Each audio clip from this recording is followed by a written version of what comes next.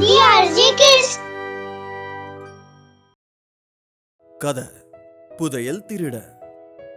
ராம்கடோட ராஜா ஜெய்சிங் ரொம்பவே நல்லவர், கருணையுள்ளம் கொண்டவர். ஜெய்சிங் மகாராஜா அவரோட மக்கள் எல்லாரையும் ரொம்ப சந்தோஷமா பார்த்துப்பாரு. அவரோட ராஜ்யத்துல எல்லா இடத்துலயும் சந்தோஷமும் செடியும் மரமும் தான் நிறைஞ்சிருந்தது. யாருக்கும் எந்த ஒரு பிரச்சனையும் இல்ல.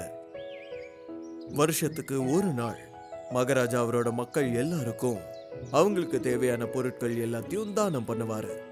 அத வாங்கின மக்கள் எல்லாரும் மகாராஜாவை வாழ்த்திட்டு போவாங்க.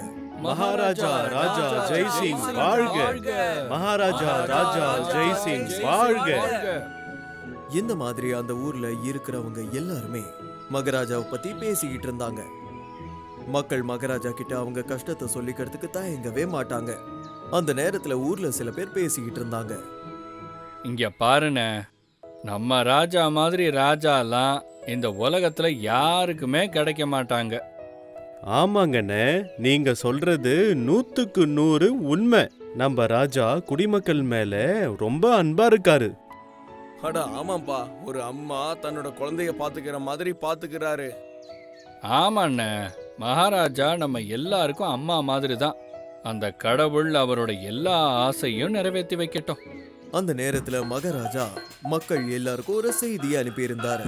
அத சொல்றதுக்கு சத்தம் போட்டுக்கிட்டே வராங்க. நாட்டு மக்களுக்கு ஒரு எச்சரிக்கை செய்தி. அனைத்து நாட்டு மக்களும் கவனமாக கேளுங்கள். மகாராஜா மிக முக்கியமான தகவலை அறிவித்துள்ளார். நம்ம ராம் நகரோட அண்டை நாட்டுல இருந்து சுல்தானுங்கிற பயங்கரமான சூழ்ச்சிக்காரன் திருடன் நம்ம நாட்டோடைய எல்லையை தாண்டி உள்ள நுழைஞ்சிருக்கான். அதனால எச்சரிக்கையாக இருங்கள். உங்கள் யாருக்காவது சுல்தானை பற்றி தகவல் தெரிஞ்சிருந்தால் உடனே அரண்மனைக்கு வந்து தகவலை சொல்லுங்கள். திருடன் மொட்டை தலையோட இருப்பான், கருப்பு நிறை உடை அடைஞ்சிருப்பான். தகவல் கொடுக்கிறவங்களுக்கு தக்க சன்மானம் வழங்கப்படும். கேளுங்க கேளுங்க கேளுங்க. எல்லாருமே ஒரே இடத்துக்கு கூடி வந்து மகாராஜாவோட செய்தியை கேக்குறாங்க. அப்போ அதுல ஒருத்தர் என்ன சொல்றாருன்னா, கேட்டியாப்பா, சுல்தானுங்கிற திருடன் அந்த நகரத்துல இருந்து தப்பிச்சு நம்ம நாட்டுக்குள்ள நுழைஞ்சிட்டான். அது மட்டும் இல்ல, அவன் ரொம்ப பெரிய கேடியான். ஆமாண்ணே, அந்த திருடங்கிட்ட ரொம்ப எச்சரிக்கையா இருக்கும். எனக்கு இப்பவே ரொம்ப பயமா இருக்கு. அட, எதுக்குப்பா தேவையில்லாம பயப்படணும்? ஒருவேளை நான் அவனை பார்த்தா அவனை நான் கைத்தால கட்டி நேரா அரண்மனைக்கு இழுத்துட்டு போய் மகாராஜா கிட்ட ஒப்படைச்சிருவேன். அதுக்கான சன்மானத்தையும் வாங்கிடுவேன். இங்க பாருப்பா, அந்த திருடனை புடிச்சு கொடுத்து அரசர்கிட்ட பரிசு வாங்குறது ஒன்னும் நீ நினைக்கிற மாதிரி அவ்வளவு சுலபம்லாம் இல்ல. அப்போ அந்த திருடனை பிடிக்கிறதுக்காக ஒரு நல்ல திட்டத்தை நாம தீட்டி ஆகணும். 3 பேரும் ஒரு வழியை யோசிக்கிறாங்க. ஒரு பக்கம் திருடன் கருப்பு துணியை போட்டுக்கிட்டு ராஜ்யத்துக்கு பக்கத்திலே இருக்கிற ஒரு மலை மேல உட்கார்ந்து ராஜ்யத்துல எப்படி திருடுறது அப்படிங்கறத பத்தி யோசிச்சுட்டு இருக்கான். இந்த இடம் உண்மையிலே ரொம்ப பாதுகாப்பான இடம். இப்போ இந்த இடத்துல இருந்தே நான் என்னோட திருட்டு வேலையை ஆரம்பிக்க போறேன். இங்க யாரும் வரமாட்டாங்க. சின்ன சின்ன திருட்டையெல்லாம் பண்றதுல ஒரு சுவாரஸ்யமே இல்லாம இருக்கு. இந்த தடவை ராம் நகர்ல பெருசா கொள்ளையடிச்சிட வேண்டியதான். அப்பதான் அதுக்கப்புறம் வாழ்க்கை முழுக்க கொள்ளையடிக்க வேண்டிய அவசியம் இருக்காது. ஆனா இந்த ஊர்ல அப்படி அந்த அளவு பணத்தோட யார் இருக்கா? யார் வீட்டுல திருடலாம்? ஆஹா, அரண்மனையில இருக்கிற கஜானாவில போய் கொள்ளையடிச்சிட்டா? ஆமா, இதுதான் சரியா இருக்கும். அப்படியே செஞ்சு அந்த திருட்டுல வெற்றி அடைஞ்சிட்டா அதுக்கப்புறம் வாழ்க்கை முழுக்க திருட வேண்டாம். இங்க மகாராஜா ஜெய்சிங் அவரோட அரண்மனையில ரொம்பவே கவலையா உட்கார்ந்துட்டு இருக்காரு. சேனாபதி அப்புறம் சிப்பாய்கள் எல்லாரும் கவலைப்படுறாங்க. சேனாபதி அப்போ மகாராஜா கிட்ட என்ன சொல்றாருன்னா, மகாராஜா, நீங்க வீணா கவலைப்படுறீங்க. நான் நம்ம நாடு முழுக்க தண்டோரா போட சொல்லியிருக்கேன். அந்த சுல்தானுங்கிற பெரிய திருடனை நம்ம சீக்கிரமாவே புடிச்சிடலாம் மகாராஜா. சேனாதிபதி, நான் என்னை பத்தி கவலைப்படல, மக்களை பத்தி தான் கவலைப்படுறேன். அந்த திருட நம்ம அப்பாவி மக்களை அவன் தொந்தரவு பண்ணக்கூடாதுன்னு நான் நினைக்கிறேன். மகாராஜா, நீங்க தயவு செஞ்சு அப்படி நினைக்கவே நினைக்காதீங்க. நம்ம மக்கள் தைரியமும் வீரமும் நிறைஞ்சவங்க. எல்லாருமே எச்சரிக்கையா தான் இருக்காங்க. சரி சேனாதிபதி, உங்க மேல நான் முழு நம்பிக்கை வச்சிருக்கேன். ரொம்ப ரொம்ப நன்றி மகாராஜா. நீங்க கவலையே படாம உங்களுடைய அறைக்கு போய் நல்லா ஓய்வெடுங்க.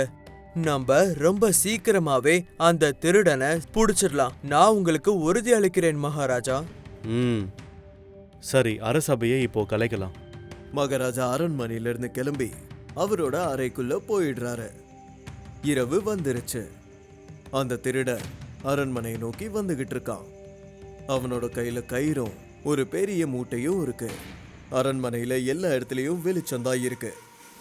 இன்னொரு பக்கம் செவுத்துக்கு கட்டையில இருக்கிற நெருப்பும் வெளிச்சத்தை கொடுத்துட்டு இருக்கு. அப்போ அந்த திருடன் கயிறை பயன்படுத்தி அந்த அரண்மனை செவரை தாண்டி உள்ள போறான். உள்ள வந்ததுக்கு அப்புறம் அவன் எல்லா இடத்தையும் பார்க்கறான். அப்புறம் நடந்து வந்துகிட்டே இருக்கும்போது அவன் அந்த புதையலை தேட ஆரம்பிக்கிறான். அப்போ திடீர்னு அவன் ஒரு அறைக்கு முன்னாடி வந்து நிக்கிறான். அதோட கதவுக்கு ஒரு பெரிய பூட்டு போட்டிருக்கு. திருடன் என்ன யோசிக்கிறானா, கண்டிப்பா இந்த அறைக்குள்ளதான் கஜானா இருக்கணும். ஆனா இந்த பூட்டை உடைக்கிறது பெரிய சிரமமாச்சே. முயற்சி பண்ணி பார்க்கலாம். திருடன் ஒரு சுத்தியலை வச்சு அதை உடைக்கிறதுக்கு முயற்சி பண்றான். ஆனா அது அவனால உடைக்கவே முடியல. அந்த சத்தத்தை கேட்டு மகாராஜா தூக்கத்துல இருந்து எழுந்திருக்கிறாரு. அவர் புதையல் இருக்கிற பக்கத்து அறையிலேயே தான் தூங்கிட்டு இருக்காரு. மகாராஜா அவரோட முகத்தை மூடிக்கிட்டு பக்கத்துல இருக்கிற அந்த அறைக்கு போறாரு. மகாராஜா திருடங்கிட்ட போய் கேக்குறாரு, நீ யாருப்பா? நான் ஒரு திருடன். திருடுறதுக்காக இங்க வந்திருக்கேன். அடடா, நானும் திருடன் தான்.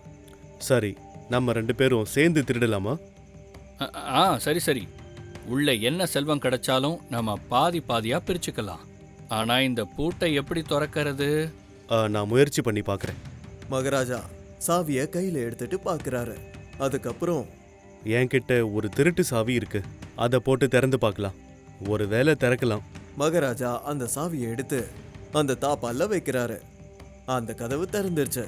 2 பேரும் உள்ள போய் அந்த புதையலை பாதி பாதியா பிரிச்சுக்கிறாங்க.